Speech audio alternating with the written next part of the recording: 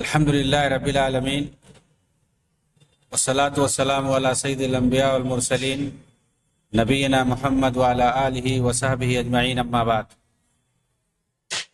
رب اشرح لی صدری ویسر لی امری واحلل عقدۃ من لسانی یفقہوا قولی۔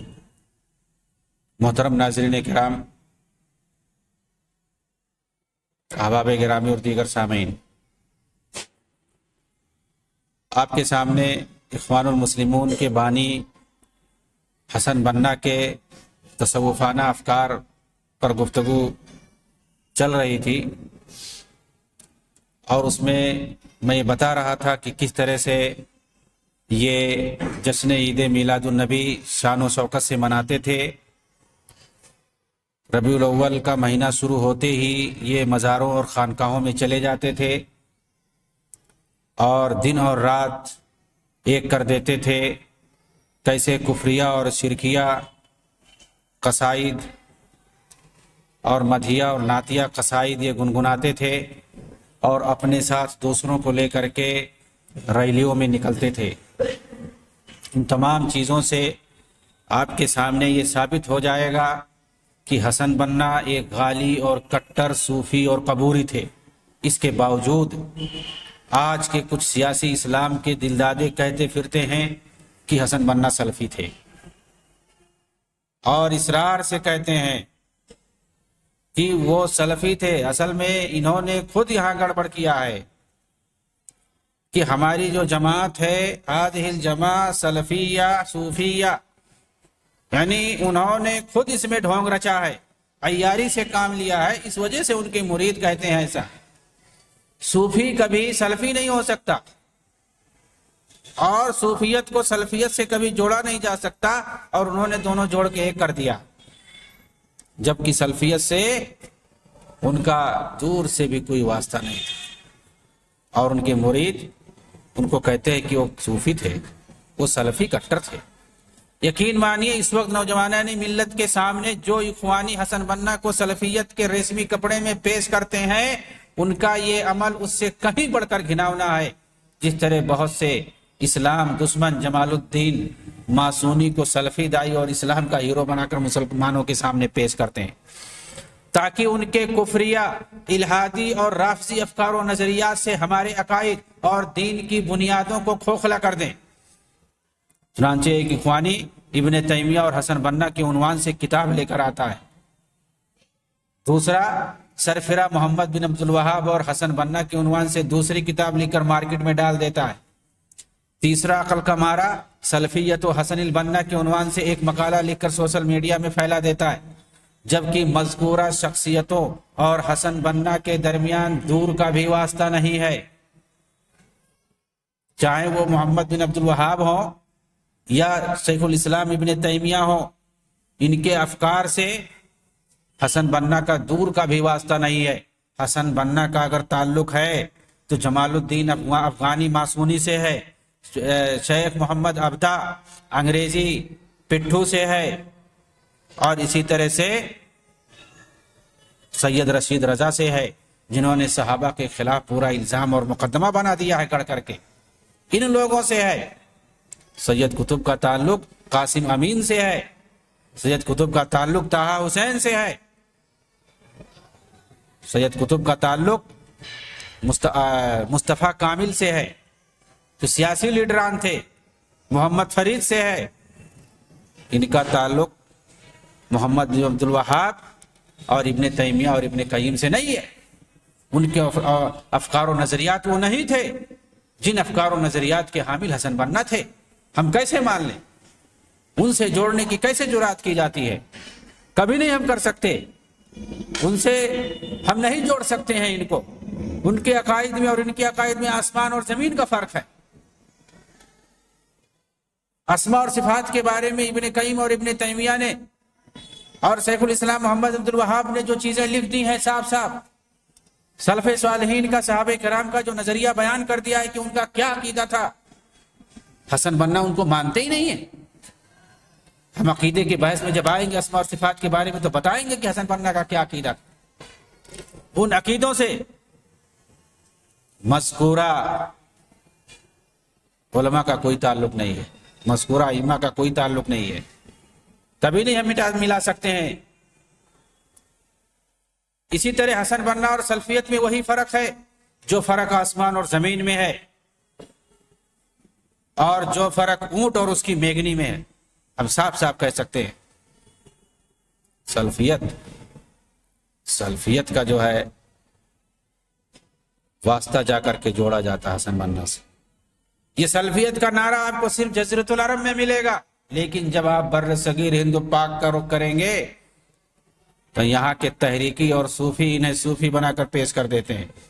جزیرۃ العرب میں سلفی کہتے ہیں ان کو، اور یہاں لاتے ہیں تو ان کو صوفی بنا دیتے ہیں۔ چنانچہ یہاں آپ کو بر صغیر ہند و پاک میں آپ کو مضمون ملے گا، کتابیں ملیں گی صوفیت و حسن بننا کے نام سے۔ لیکن اگر آپ تیسری طرف جائیے، ایران کی طرف رخ کیجئے، وہاں آپ کو وہاں کے لوگ شیعہ رافضی حسن بننا کو شیعہ بنا کر پیش کرتے ہیں، اور وہاں آپ کو کتاب دکھائیں گے موقف علماء المسلمین من الشیعہ والثورۃ الشیعیہ۔ یہ کتاب جس کو رافضیوں نے لکھا ہے کہ علماء اہل سنت کا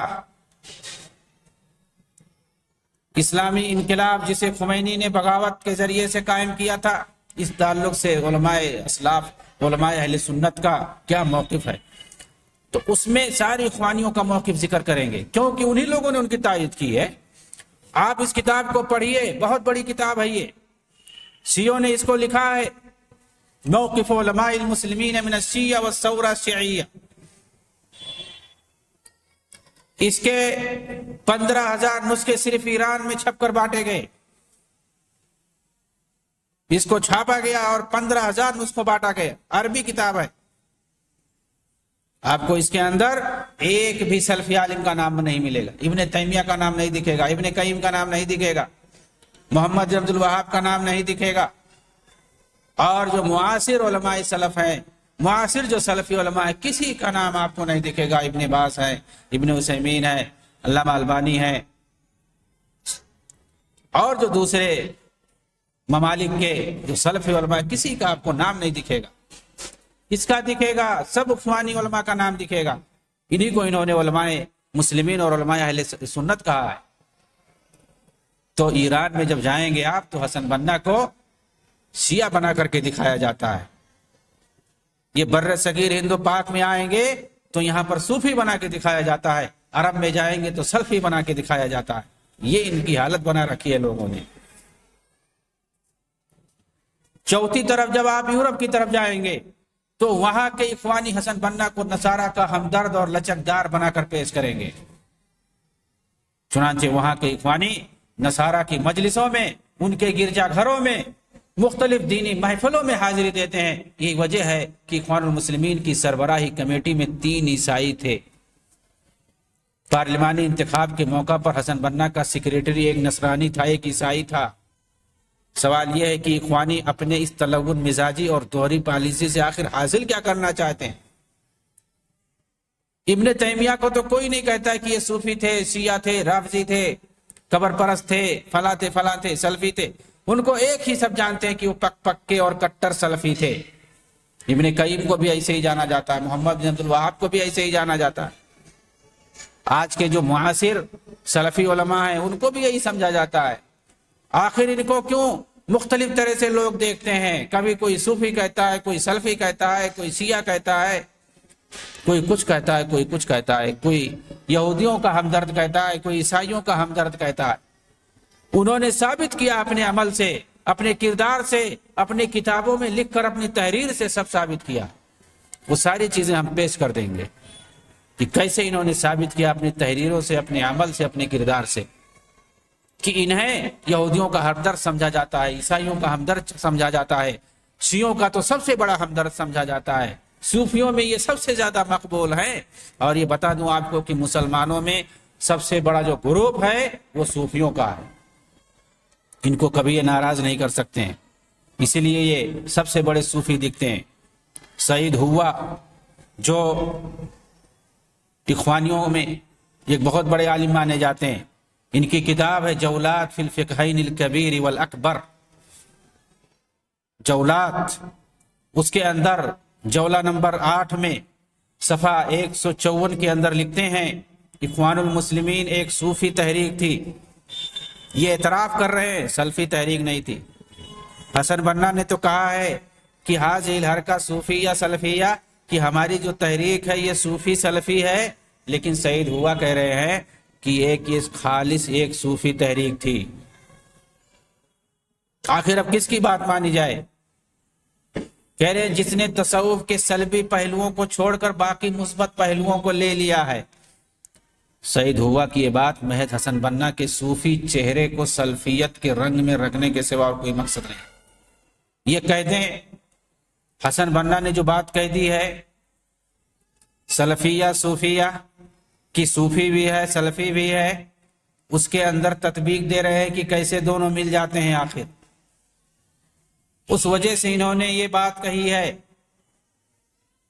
کیونکہ مذکورہ صراحتوں سے یہ واضح ہو گیا ہے کہ حسن بنا کے اندر صوفیت مکمل طور سے رچی بسی تھی۔ جو عقائد یہ رکھتے تھے اور جو حرکتیں کرتے تھے مزاروں پہ جا کر کے، خانقاہوں پہ جا کر کے، اور جو یہ جشن و جلوس مناتے تھے، ان تمام حرکتوں سے اور جو عقیدے رکھتے تھے، جو قصیدے پڑھتے تھے صوفیوں کے، آخر ان سے کیا لگتا ہے کوئی سلفی اس طرح سے پڑھ سکتا ہے؟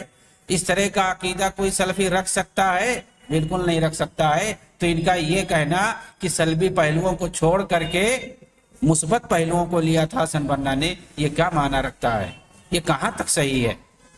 کم سے کم یہ تو ثابت یہ کر رہے ہیں کہ صوفیوں کے یہاں سلبی پہلو بھی ہے، ان کے یہاں خرافات بھی ہے۔ صوفی جب خراب ہے، خرافاتی ہے، تو وہاں پر جاتے کیوں ہیں؟ مثبت پہلو تو ہر ایک یہاں مل جائے گا، کہاں نہیں ملے گا؟ وہ ہر مسلک، ہر جماعت، ہر تحریک، بلکہ ہر دین دھرم میں آپ کو مثبت پہلو کچھ نہ کچھ مل جائے گا۔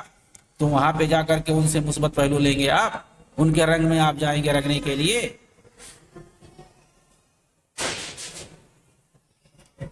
بہرحال علی میاں ندوی نے بھی اپنی کتاب التفسیر السیاسی الاسلامی کی صفحہ نمبر 138 اور 39 کے اندر کہا ہے کہ شیخ حسن بنا اور آپ کی عظیم تحریک کی کردار سازی میں روحانی تربیت کا حصہ رہا ہے۔ روحانی تربیت کے لیے یہ تصوف کے اندر گئے تھے، اپنی جماعت کے بچوں کو روحانی تربیت سکھانے کے لیے انہوں نے وہ اختیار کیا تھا۔ یہ ثابت کرنا چاہتے ہیں، ایک بڑا عنوان ہے، اسی عنوان سے انہوں نے آگے لکھا ہے کہ جیسا کہ آپ نے خود صراحت کی ہے، یعنی حسن بنا نے، کہ آپ شروع میں سازلی حصافی سلسلے صوفیت کے پیروکار تھے۔ اسی سلسلے کے مطابق آپ ایک مدت تک ذکر و اذکار اور اوراد و وظائف کرتے رہے، بلکہ آپ کے بعض خاص رفقا نے مجھے بتایا ہے کہ آپ اسی سلسلے صوفیت کے اوراد و اشغال پر اپنی مشغولیت کے باوجود آخری عمر تک باقی رہے۔ یہ شاذلی اور حصافی جو سلسلہ ہے، اس پر یہ آخری عمر تک باقی رہے۔ یہ کس نے کہا ہے؟ علی میاں ندوی نے اپنی کتاب کے اندر یہ بات لکھی ہے، التفسیر السیاسی الاسلامی، اسلام کی سیاسی تفسیر و وضاحت۔ اردو میں بھی یہ کتاب ہے، اس کا عربی میں ترجمہ بھی ہوا ہے۔ یہ کتاب میں آپ کو بتا دوں کہ علی میاں ندوی نے یہ کتاب کب لکھی ہے۔ یہ پہلے سید مودودی کے ساتھ جماعت اسلامی میں شریک تھے، ان کو نظر آیا کہ یہ دین اسلام کے راستے پہ نہیں چل رہے، ان کی تحریک دوسرے ڈگر پہ جا رہی ہے، اور انہوں نے باقاعدہ اس کتاب کے اندر لکھا ہے۔ اس جماعت کو انہوں نے چھوڑ دیا، مودودی کا ساتھ انہوں نے چھوڑ دیا، اور چھوڑنے کے بعد انہوں نے یہ کتاب لکھی۔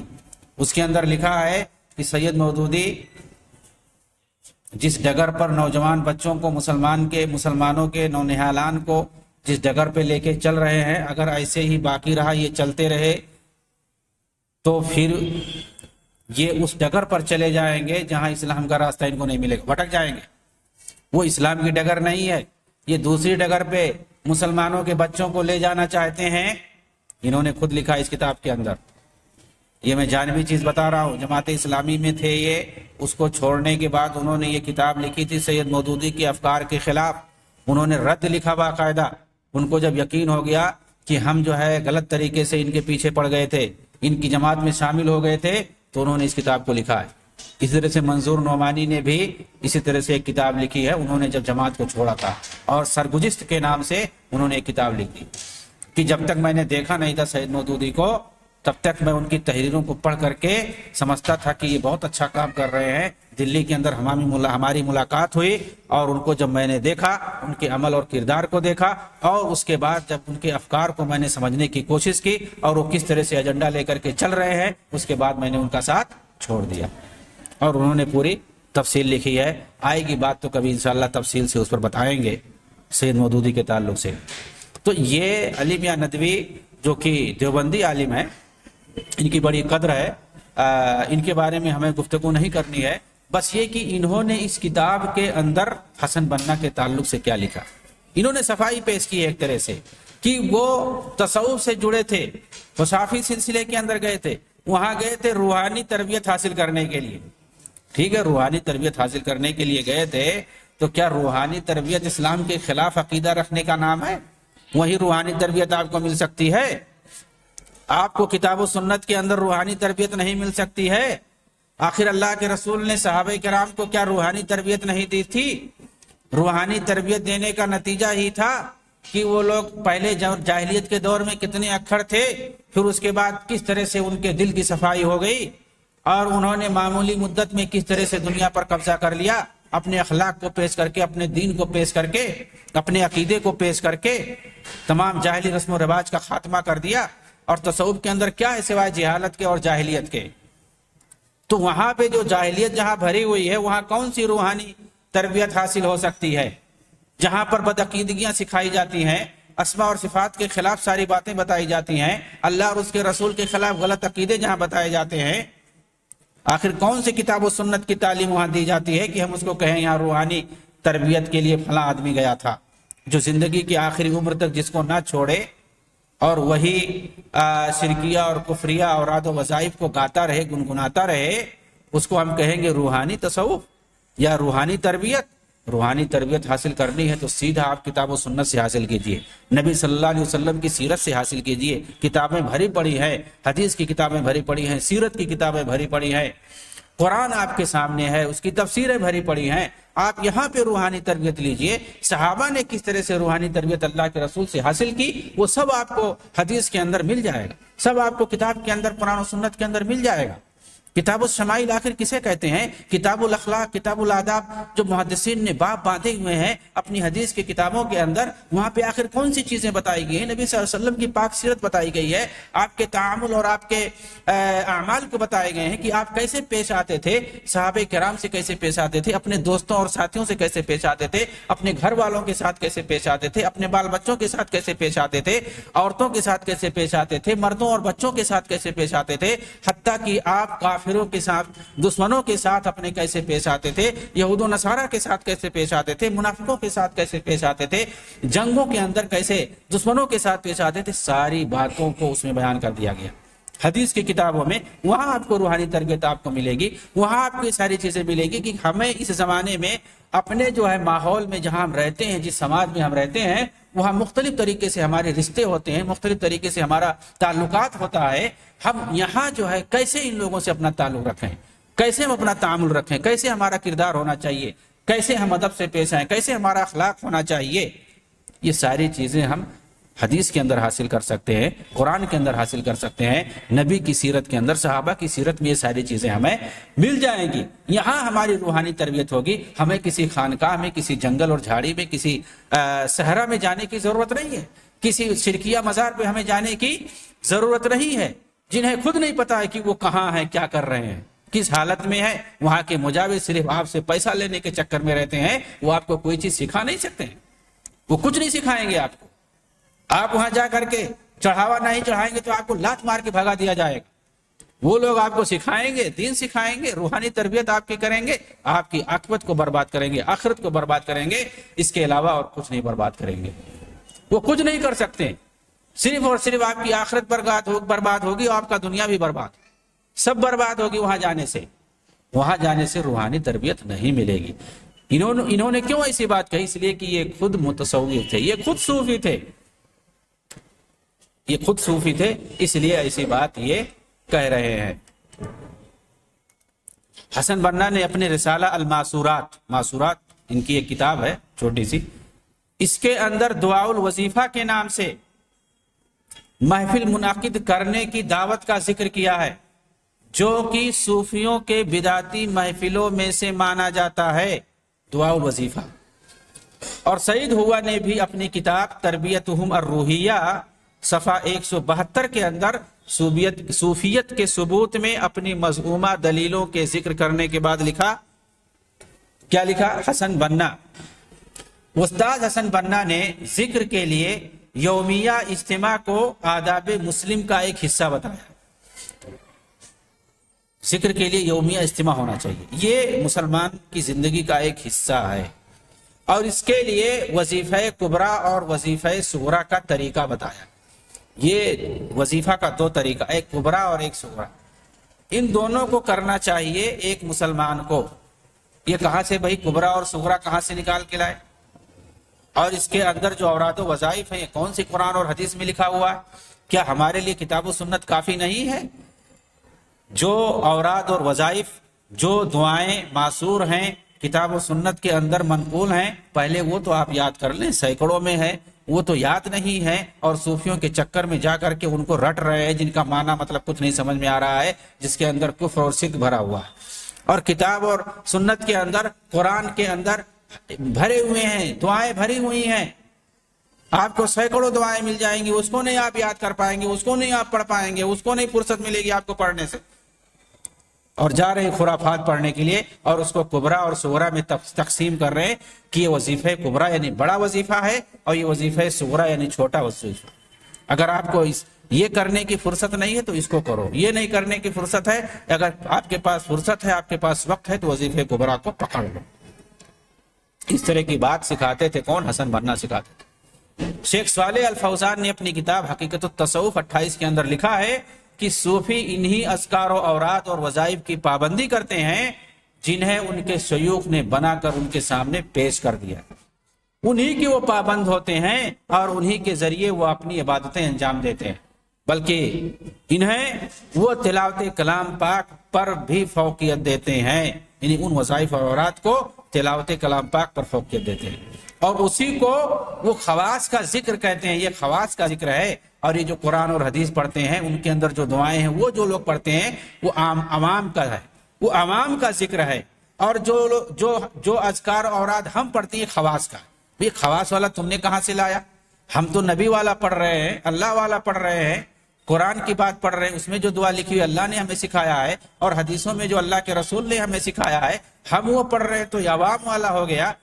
اور تم جو پڑھ رہے ہو وہ خواص والا بتا رہے ہو، بھائی یہ کہاں سے آیا؟ کہ تمہارا کس نے بتایا ہے؟ آخر یہ تو قرآن اور حدیث میں نہیں ملتا ہے کہ تمہارا کس نے بتایا، اس کو تم خواص والا کہہ رہے ہو، اس کی اہمیت دے رہے ہو، اور یہ عوام والا بتا کر کے اس کو ڈسگریس کر رہے ہو، اس کی بے عزتی کر رہے ہو۔ تو یہ صوفیوں کی حالت ہے۔ صالح الفوزان نے یہ بات لکھی ہے کہ یہ لوگ قرآن پاک کی تلاوت پر ان اوراد کو اہمیت دیتے ہیں، اور کہتے ہیں کہ یہ خواص کا ذکر ہے، اور جو قرآن حدیث میں جو دعائیں ہیں، جو اوراد و وظائف بتائے گئے ہیں، وہ کیا ہے؟ وہ عوام کی، وہ عوام کی ہیں، عام لوگ اس کو پڑھتے لکھتے ہیں، پڑھتے ہیں، سنتے ہیں، اور یہ ہم لوگوں کے خاص ذکر ہے، جس کا کوئی ثبوت نہیں، جس کا کوئی پرمان نہیں، کچھ پتہ نہیں کہ کس کا ہے، پڑھ رہے ہیں۔ اسی لیے اخوانیوں کے نزدیک حسن بنا کبار صوفیہ میں شمار کیے جاتے ہیں، اور اسی بنا پر انہیں یہ مرشد کامل کا لقب دیتے ہیں۔ حسن بنا کو یہ مرشد کامل کہتے ہیں، یہ صوفی اصطلاح ہے۔ مرشد ان کے یہاں بولا جاتا ہے، آج بھی بولا جاتا ہے۔ آخری مرشد ان کا محمد بدی ہے، محمد بدی نام ہے ان کے آخری مرشد کا، اور ان کا 8واں مرشد ہے اس وقت جو ان کا 8واں مرشد ہے، آخری مرشد جو ہے وہ 8 نمبر پر ہے، اس کا نام محمد بدی ہے، اور یہ اس وقت جو ہے مصر کے جیل میں پڑا ہوا، سڑ رہا۔ تو یہ مرشد کی اصطلاح جو ہے صوفیوں کی اصطلاح ہے، اور حسن بنا کے لیے مرشد کامل کہتے ہیں، یعنی کامل نبوت کا وارث۔ صوفی اصطلاح میں مرشد کامل کہتے ہیں جو کامل نبوت کا وارث بن جائے، نبوت کا جو وارث بن جائے اس کو یہ لوگ بولتے ہیں کامل، مرشد کامل. جیسا کہ اخوانی سعید ہوا نے اپنی کتاب کے اندر تربیتہم الروحیہ صفحہ 159 میں لکھا ہے، اس کی صراحت کی ہے کہ مرشد کامل کا مطلب ہوتا ہے نبوت کا کامل وارث. یہ ہم اپنی طرف سے نہیں کہہ رہے، یہی لوگ سمجھا رہے ہیں کہ مرشد کامل کا مطلب کیا ہوتا ہے. اور جو بعد میں بنے مرشد صاحب وہ ناقص ہیں، وہ کامل وارث نہیں ہے، ناقص ہیں گویا، اس لیے کہ ان کو کامل نہیں بولتے، صرف مرشد کہتے ہیں. مرشد محمد بدی، اس سے پہلے مہدی عاکف، اس سے پہلے مصطفیٰ مشہور، اس سے پہلے حسن حزیبی، کئی ایک ہیں ان کے، حامد ابو النصر. تو یہ اس وقت جو حسن بننا سے لے کر کے آج تک ان کے 8 مرشد ہو چکے ہیں. 7 صرف مرشد ہیں اور ایک جو ہے مرشد کامل جو حسن بننا تھے. بعد میں چل کر کے اسی صوفی لقب مرشد کو اخوانیوں نے اپنے رہنماؤں کے لیے لقب کے طور پر استعمال کرنا شروع کر دیا. جیسا کہ سعید ہوا نے اپنی کتاب تربیتہم الروحیہ کی صفحہ 21 میں کہا ہے، مرشد کامل کی اصطلاح صوفیوں کی ہے اور اس لقب کے حامل ہمارے استاد حسن بننا صرف تھے. اس کا اعتراف کے بعد صوفیہ نے کیا. اسی طرح آپ مجدد بھی تھے اور آپ کے نائبین آپ کے حقیقی جانشین ہیں. مذکورہ کتاب کے اندر صفحہ 17 پر سعید ہوا نے کہا، معاصر اسلامی تحریک یعنی اخوان المسلمون نے اجمالی طور پر فکری اور اخلاقی ہر اعتبار سے صوفی تربیت پر اعتماد کیا. فکری اور اخلاقی ہر اعتبار سے، فکری بولے تو عقیدے کے اعتبار سے، اخلاقی بولے تو آداب و اطوار کے اعتبار سے. اب آپ سمجھ سکتے ہیں کہ صوفیوں کے عادات و اطوار کیا ہوتے ہیں، کتنے غلیظ ہوتے ہیں. آپ کو دیکھنا ہے تو میں نے جیسا کہ ذکر کیا احسان الہی ظہیر کی کتاب میں جا کر کے دیکھ لیں. تصوف کے بارے میں جو انہوں نے کتاب لکھ دی ہے، ان کی حالتوں کو جو بیان کر دیا. عربی کتابوں میں تو بہت مل جائے گی، اردو کتابوں میں اگر ان کی حقیقت کو جاننا ہے تو احسان الہی ظہیر کے پاس چلے جائیں. انہوں نے ان کے بارے میں لکھ دیا ہے کتنے گندے افکار و اطوار تھے، عادات تھے ان کے. تو یہ کیا کہہ رہے ہیں سعید ہوا کہ فکری یعنی عقیدے میں اور اخلاقی عادات و اطوار میں ہر اعتبار سے صوفی تربیت پر اعتماد کیا ہے حسن بننا نے. جیسا کہ استاد حسن بننا نے اپنی کتاب رسالت التعلیم کے اندر ذکر کیا ہے کہ یہ تحریک کیسے کچھ مرحلوں میں صوفی ہے اور کچھ پہلو کے حساب سے سلفی ہے. تو جن مرحلوں میں صوفی ہے ان مرحلوں کا انہوں نے ذکر کیا ہے کہ ایسے ایسے جو ہے یہ ہماری جو تحریک ہے صوفی بنتی ہے، عقیدے کے اعتبار سے، فکر کے اعتبار سے اور عادات و اطوار کے اعتبار سے، اور ایسے ایسے ہماری جو تحریک ہے وہ سلفی ہے. اگلے صفحہ پر لکھتے ہیں کہ ہمیں ساتھ ہی یہ بھی جاننا چاہیے کہ حقیقت میں صوفیت وہی ہے جسے حسن بننا نے اپنی دعوت میں پیش کیا ہے. یہ حقیقی صوفیت ہے. انہوں نے یہ بات کہی ہے تو ہمیں اسے کیا پتا چلا کہ حسن بننا کس طرح سے تصوف میں ڈوبے ہوئے تھے، فکری اعتبار سے، عقیدے کے اعتبار سے، عادات و اطوار کے اعتبار سے. چنانچہ وہ سارا کام کرتے تھے جو صوفیہ کرتے ہیں.